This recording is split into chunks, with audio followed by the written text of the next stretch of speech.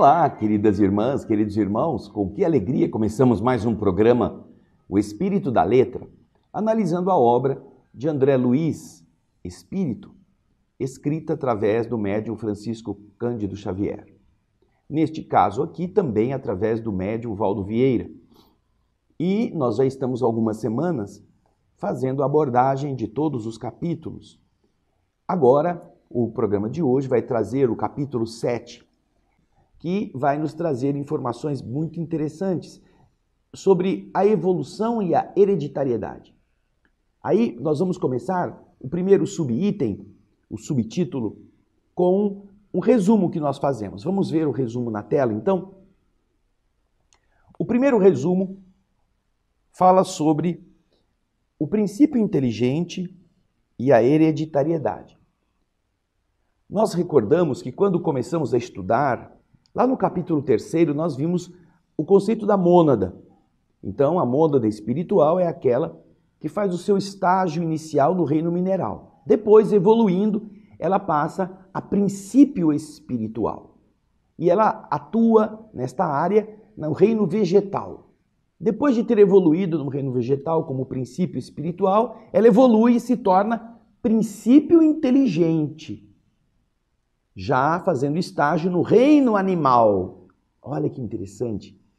Para que depois de ele estagiar o suficiente no reino animal, ele ganhe a condição de espírito.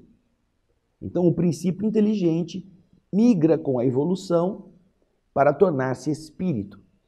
Então, é a condição que nós temos hoje, mas nós já passamos pelos outros estágios. Então, agora, neste subtítulo que você estava vendo ali, você vê, o título está hereditariedade, evolução e hereditariedade, e o subtítulo, como você vai voltar a ver, está aí, ó, princípio inteligente e hereditariedade. André Luiz, nesse trecho, compara a hereditariedade à geometria, ciência que estuda as propriedades do espaço limitado. Os arquitetos espirituais, obedecendo à supervisão celeste de espíritos mais elevados do que eles, por longos séculos, preparam as células que serviriam de base ao reino vegetal, combinando seus elementos principais a outros elementos primordiais para o equilíbrio das forças entre o núcleo e o citoplasma. Cada célula é um motor, lembra que nós já vimos isso? A célula é um motor elétrico e ela tem no núcleo a ligação com a matéria física e no citoplasma a ligação com o espírito. O perispírito está mais ligado na área do citoplasma, enquanto que a vida física, o corpo de carne, está ligado à expressão nuclear da célula. Então ele está dizendo, esses espíritos estão trabalhando séculos e séculos para construir a célula que servisse de base agora ao reino vegetal, pela combinação dos principais elementos com outros elementos primordiais, com a finalidade de equilibrar as forças entre o núcleo e o citoplasma.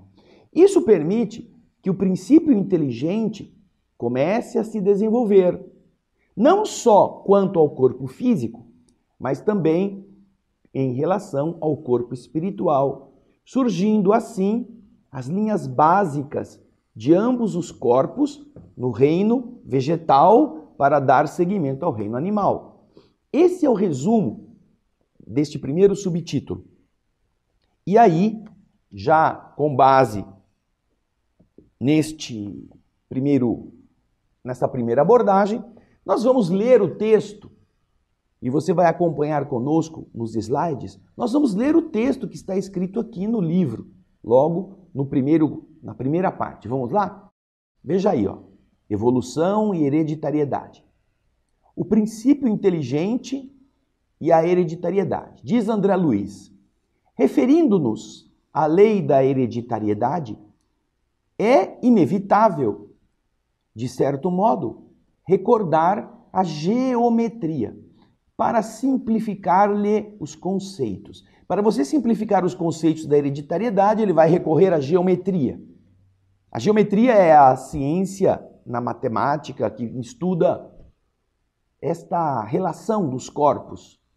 Então, veja só, como uma ciência que estuda as propriedades do espaço, você vê lá o círculo, o quadrado, o triângulo, o pentágono, o hexágono, são relações geométricas.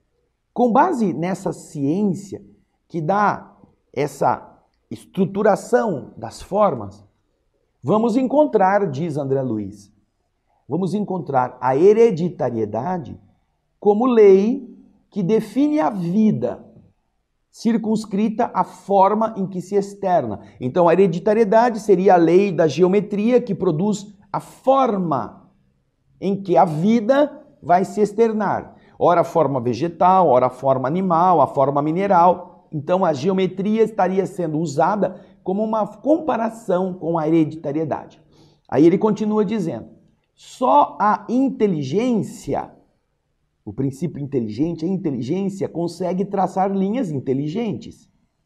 Em razão disso, e atendo-se, restringindo-se aos objetivos finalistas do universo, qual é o objetivo? Aonde vamos chegar em todos os projetos do universo? Não será possível esquecer o plano divino, quando se trate de qualquer mergulho mais profundo na genética. Ainda mesmo que este mergulho enoje ou cause repugnância aos cultores da ciência materialista que não querem ver Deus tomando conta de tudo isto. Os materialistas não aceitam a inteligência soberana, eles acham que tudo são forças da própria natureza que se autoestrutura. Como se estruturam, então, os cromatídeos nos cromossomas? É um problema que, de todo, por enquanto, nos escapa ao sentido.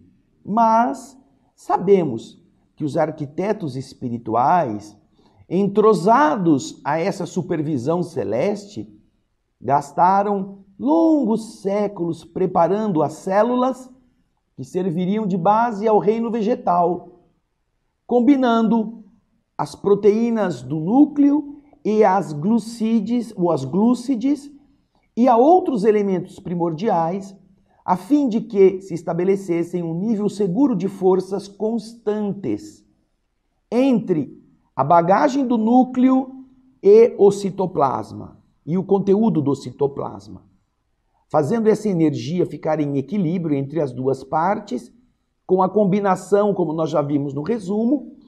Os espíritos superiores estão criando condições para que, com essa semelhante realização, o princípio inteligente começa a desenvolver-se do ponto de vista físio-psicossomático, ou seja, corpo, alma, que se estabelecem unidos em um núcleo.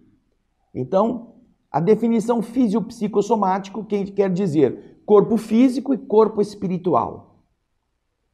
O princípio inteligente, então, começa a se desenvolver nessas duas dinâmicas. Não apenas a forma física do futuro promete revelar-se, não apenas, mas também a forma espiritual.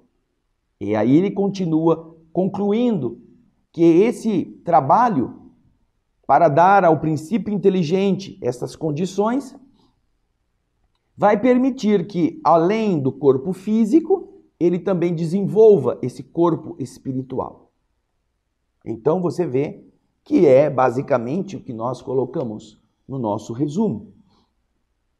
Já vimos nos programas anteriores a importância da célula como o ponto de ligação da alma à matéria que está sendo modelada. Mas a mônada vem vindo, ainda não é o ser humano, ainda não é o espírito completo. São estágios espirituais que vão se modelando. E algumas pessoas às vezes nos escrevem perguntando, quer dizer que o espírito humano passou por essas situações? Sim, é isso aí. Todos nós já estivemos nessas etapas. Para termos hoje a evolução física e espiritual que nós temos, nós tivemos que ir desenvolvendo isso. Da mesma forma que hoje, sabe, a plantinha que está no seu vaso, aí na sua casa, ela também é um princípio que está sendo modelado nas disciplinas daquela planta, para que mais lá na frente ela se torne um animal e mais na frente, milhões de anos, ela se torne um espírito humano. Graças a essas leis. Bom, agora nós vamos então para o segundo subtítulo. Acompanhe conosco. O subtítulo: Fatores da hereditariedade. No interior das células simples, quando falamos de células simples, estamos nos referindo àquelas unicelulares, aquelas mais primitivas, né? Surgem, graças à influenciação magnética, os primórdios da cromatina, de onde se originam os cromossomos, nos quais se encontram as fórmulas vitais da reprodução. Com a participação da mônada celeste, vão se processando os inúmeros tipos de divisão das células. As células começam a se multiplicar e há diversos tipos de divisão, fazendo a interação da inteligência embrionária com a matéria simples.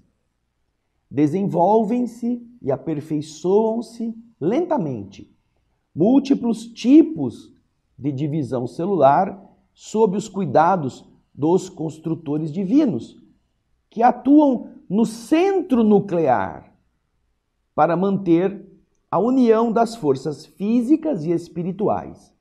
Núcleo onde se verifica a ação mental de natureza eletromagnética, produzindo a polarização nuclear e a migração dos cromossomos do equador para os polos da célula, dando origem às leis da hereditariedade e da afinidade, através da disposição dos cromatídeos, que no caso são os cromossomos já divididos. Ele está explicando então o mecanismo que fez com que a célula pudesse deixar de ser uma e tornar-se duas, e com isso ir ampliando a sua estrutura e, obviamente, em diversos tipos de subdivisões. E você vai ver agora no próximo slide, no resumo, esta referência mostrando, no caso da mitose, como que se dá essa multiplicação. Embaixo você vê fotografias de microscópios eletrônicos que mostram essas fases todas, mostrando justamente como que se duplicam os cromossomos e como eles migram da região do Equador para a região polar. Quer dizer, de um lado ele se organiza no centro e depois ele é puxado para cima e para baixo, ou para a direita e esquerda, depende da posição da fotografia, para que depois aconteça a divisão da célula originária em duas iguais. Aí então em cima você vê em um gráfico desenhado essa estrutura chamada mitose e as suas diversas transformações, os seus períodos de separação para gerar no fim duas células, que são a prófase. Você vai ver que existem dois corpúsculos que vão migrar, os centrossomos vão migrar para os polos da célula e dali eles vão, através de microtúbulos, eles vão unir o centrossomo até os cromossomos que estão sendo duplicados.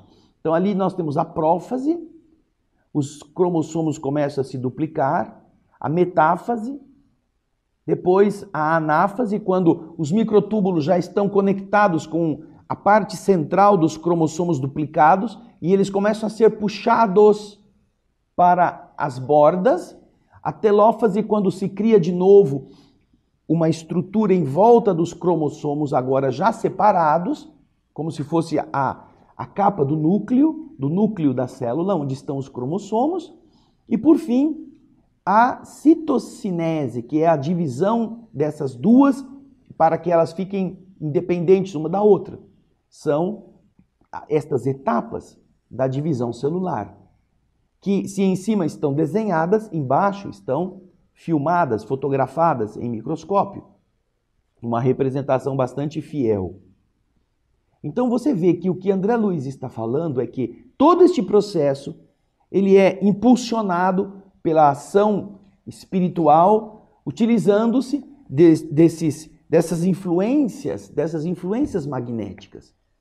E é no magnetismo, como nós já vimos lá do Leptothrix, lembra? Que há essa polarização. Então, os centrômeros saem da posição em que se encontram, primeiro eles se duplicam, depois eles que estão juntos, eles migram cada um para um lado. Aí, enquanto isso, dentro do núcleo, porque os centrômeros estão no citoplasma, no núcleo da célula, ali começa a haver a multiplicação, a duplicação dos cromossomos. E com isso, quando eles já estão na posição, eles lançam como se fossem garrinhas de cima para baixo, de baixo para cima, para unirem-se aos cromossomos agora duplicados e depois eles são puxados, como se fosse uma divisão. Como se fosse, olha, você fica com a sua parte, eu vou ficar com a minha. Então, nós vimos isso na descrição de André Luiz. E é nesse sentido que nós queremos que você também entenda justamente essa ação dos espíritos nesse processo. Nós estamos lá no começo. A célula começa a se estruturar como uma entidade que vai produzir outras, que vai ampliar-se, que vai multiplicar-se. E isso facilitará o avanço da evolução dos corpos. Por isso é que é importante esta fase. Daí, então, com essa iluminação das imagens, em nossa capacidade de imaginar, de perceber, nós vamos agora ver o que André Luiz escreve neste trecho do subtítulo Fatores da Hereditariedade. Vamos lá? Vamos ver o slide? Esse é o texto do livro. Aí André Luiz está dizendo: na intimidade dos corpúsculos simples, que evoluiriam para a feição, para a aparência de máquinas microscópicas formadas de protoplasma e paraplasma, vão se fixando vagarosamente, sob a influenciação magnética, os fragmentos de cromatina, organizando-se os cromossomas em que seriam condensadas as fórmulas vitais da reprodução. Como se faria a reprodução? Utilizando-se dos caracteres de cada uma das espécies ou dos cromossomos na sua sequência. E então, processos múltiplos de divisão passam a ser experimentados. A divisão direta, ou chamada também de amitose, é largamente usada para, em seguida, surgir outro tipo de divisão chamada mitose, ou divisão indireta, em que as alterações naturais da mônada celeste se refletem no núcleo, pronunciando sempre maiores transformações. A mônada inicial, que estava lá, a mônada celeste, lá no reino mineral, ela vai se transformando também. Quando ela atinge o estágio de poder migrar para o reino vegetal, ela começa a interferir, graças à ação magnética, também na combinação desse processo da multiplicação celular. Então os cromossomos começam a ser aqueles mapas que vão organizar os futuros corpos, nas futuras células. E ali, com a divisão celular e com a sequenciação cromossômica, podem acontecer muito mais variações, muitas outras variações. Podem se multiplicar em espécies, em grupos celulares afinizados com aquela característica. É o que ele está falando aqui. Portanto, com a mitose, surge um novo processo de transformação da célula, para que a mônada, que possa estar lá nesse mesmo processo primitivo de evolução, comece também a ganhar mais opções de avanço na sua constituição.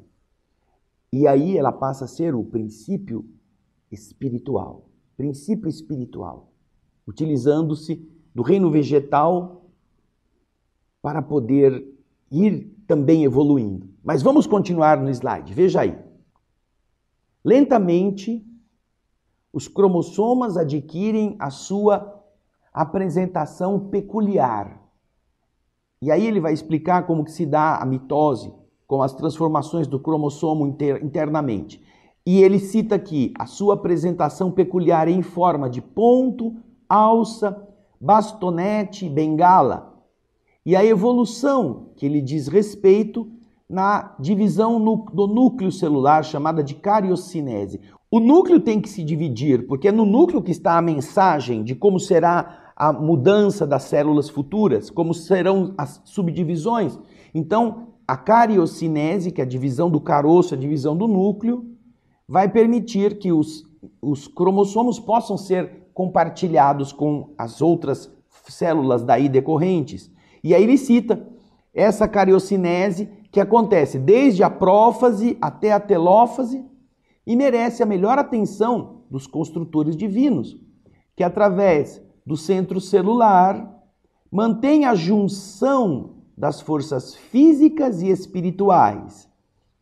Ponto esse em que se verifica o impulso mental de natureza eletromagnética, pelo qual se opera o movimento dos cromossomas na direção do equador para os polos da célula, criando as leis da hereditariedade e da afinidade que se vão exercer dispondo nos cromatídeos, em forma de granulações perfeitamente identificáveis entre o leptotênio e o paquitênio, os genes ou fatores da hereditariedade. Os genes são os que vão governar a hereditariedade para que as características de uma se transfiram para outra célula, que no transcurso dos séculos vão sendo fixados em número e valores diferentes para cada espécie.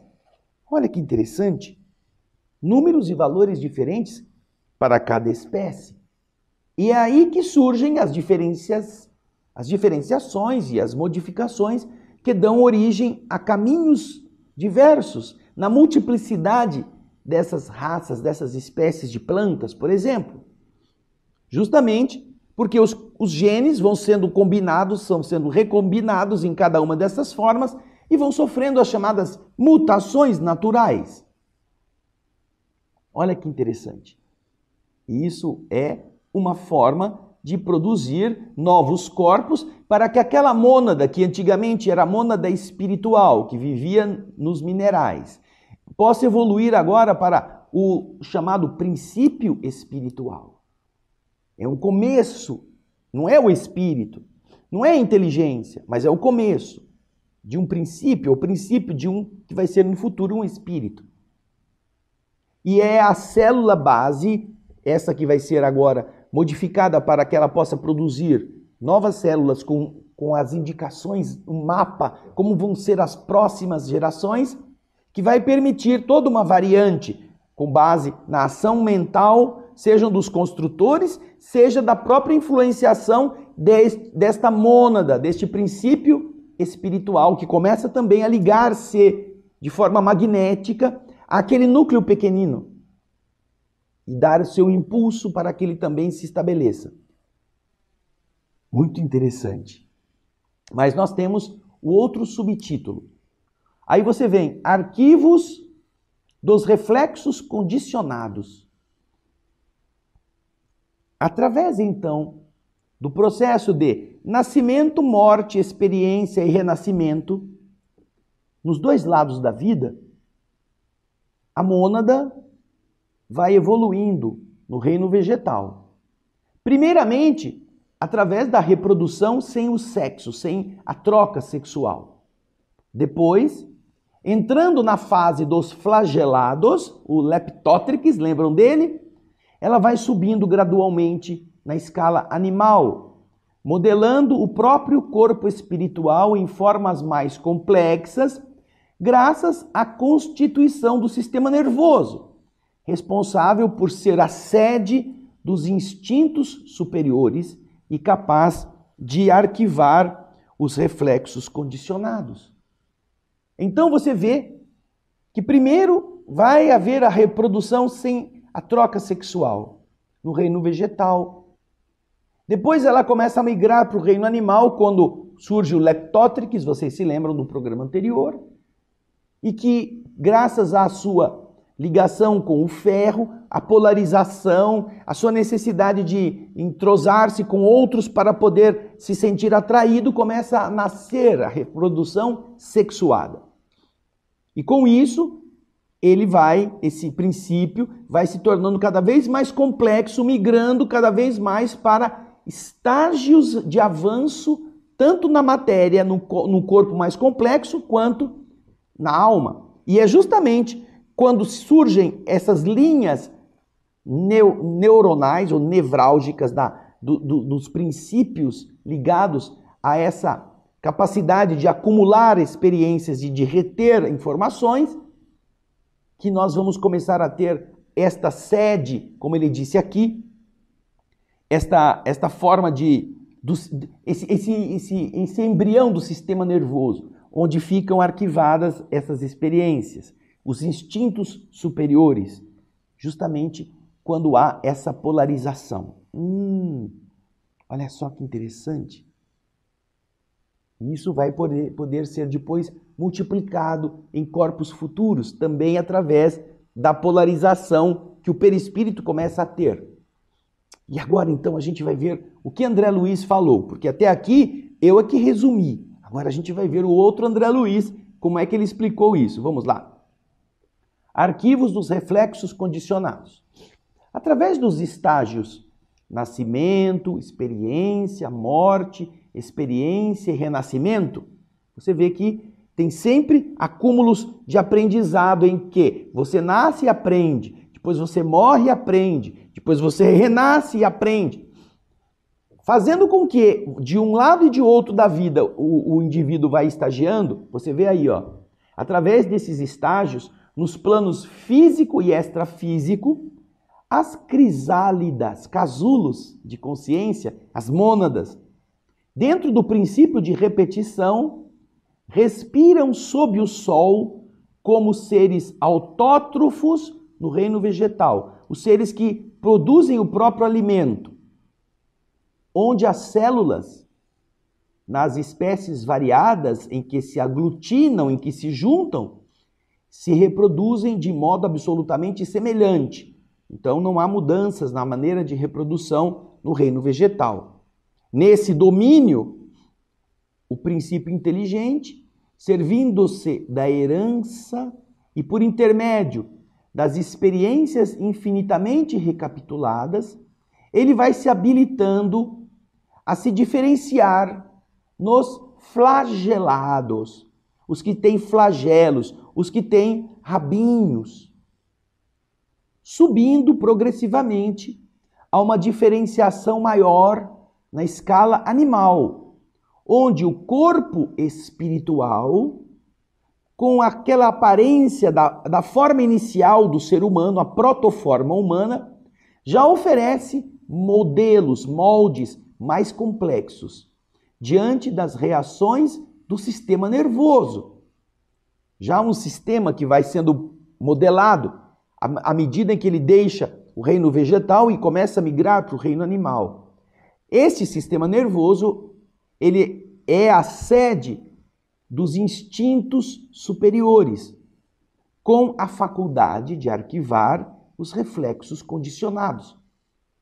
Então a gente vai começando a perceber que existem reflexos que vão sendo arquivados pelos estímulos que esses corpos iniciais vão recebendo. Então isso fica automatizado no sistema nervoso, nesse sistema nervoso primitivo. Até que o perispírito, já no reino animal, comece a modelar cada vez mais corpos que já carreguem consigo essa automatização para as próximas etapas. Puxa, legal isso. E agora a gente vai para o subtítulo Construção do Destino. Vamos ao resumo. Deixando o reino vegetal, a mônada espiritual precisa estagiar no corpo de seres que não produzem o seu próprio alimento, os alótrofos. Porque antes, como vegetal, ela produzia, eram os autótrofos.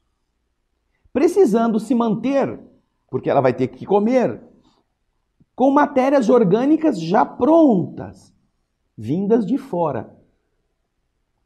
Evolui no tempo, sempre dirigida pelos arquitetos espirituais que coordenam a evolução da forma. Migrando entre as duas esferas, terrena e espiritual, nascendo e morrendo, nascendo e morrendo, nascendo e morrendo. Quando ela chega na etapa dos protozoários,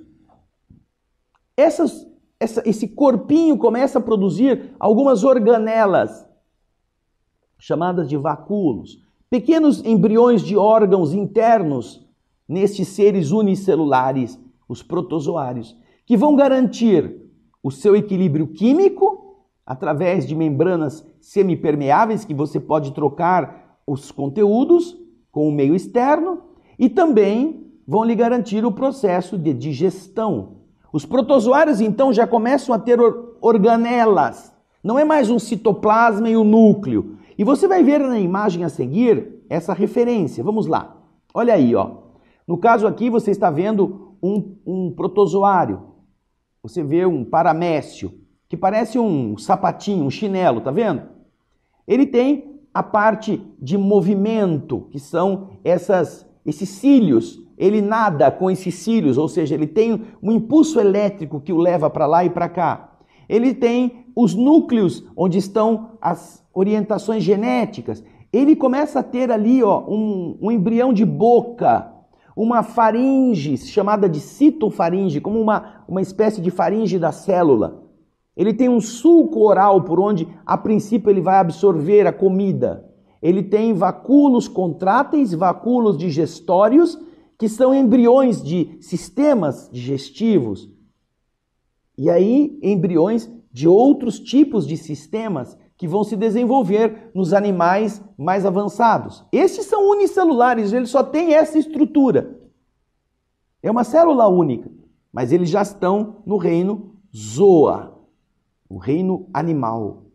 São o princípio primitivo do reino animal.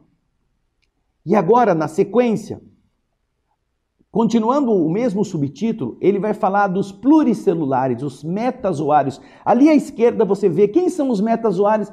Tudo que veio depois, ó, o tigre, o peixe, a aranha, o macaco, a borboleta, tudo que veio depois, o tubarão, tudo é reino do metazoário.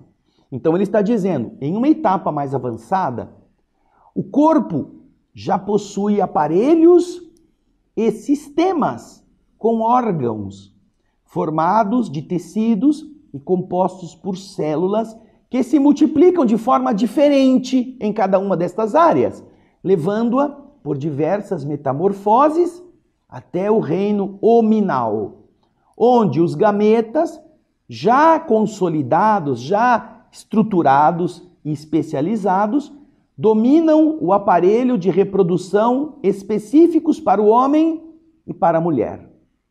A fecundação reúne e mistura os cromossomos paterno e materno, produzindo um organismo pela hereditariedade que herda os caracteres genéticos dos pais. No entanto, no reino humano, o espírito pode interferir com sua simples presença ou influência na divisão celular no interior da célula ovo, plasmando o futuro corpo de acordo com suas necessidades evolutivas, construindo assim o seu próprio destino através do novo corpo que se forma. E é esse o resumo desse trecho da construção do destino. Agora a gente vai ler o que André Luiz explicou no livro. Vamos lá. Construção do destino. As células sofrem transformações profundas, porque o elemento espiritual deve agora viver como um ser alótrofo, somente conseguindo se manter como o produto de matérias orgânicas já elaboradas. Ele precisa comer o que já está elaborado. Ele não elabora mais a sua própria comida. Com a passagem do tempo, e sob a inspiração dos arquitetos espirituais que lhe deram origem ou que lhe orientam a evolução da forma, avança na rota do progresso, plasmando, gerando novos implementos, novos órgãos no veículo em que ele vai se expressar, no corpo que ele vai se expressar. Entre a esfera terrena e a esfera espiritual, adquire os orgânulos particulares com que passa a atender variadas funções entre os protozoários, como sejam os vacúolos pulsáteis para a sustentação do equilíbrio osmótico, do equilíbrio químico, e os vacúolos digestivos para o equilíbrio da nutrição. Nos metazoários, conquista um corpo físico estruturado em aparelhos e sistemas já complexos, constituídos de órgãos que, por sua vez, são formados de tecidos compostos por células em complicado regime de diferenciação e passando por longas e perseverantes metamorfoses, atinge o reino hominal, em que os gametas se erguem especializados e seguros no aparelho de reprodução, com elementos e recursos característicos para o homem e para a mulher, no íntimo do centro genético, entre os aparelhos de metabolismo e os sistemas de relação.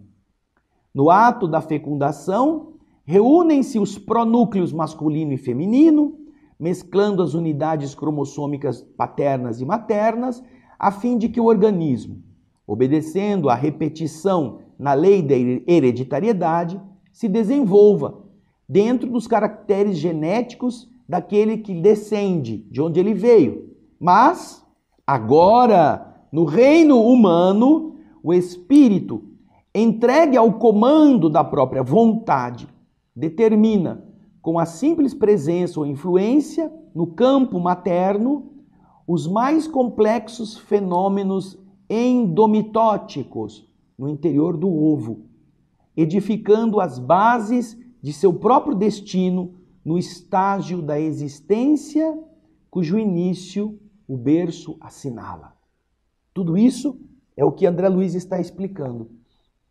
Então imagina assim, no começo era uma taperinha, feita ali de pedaço de madeira, de folha.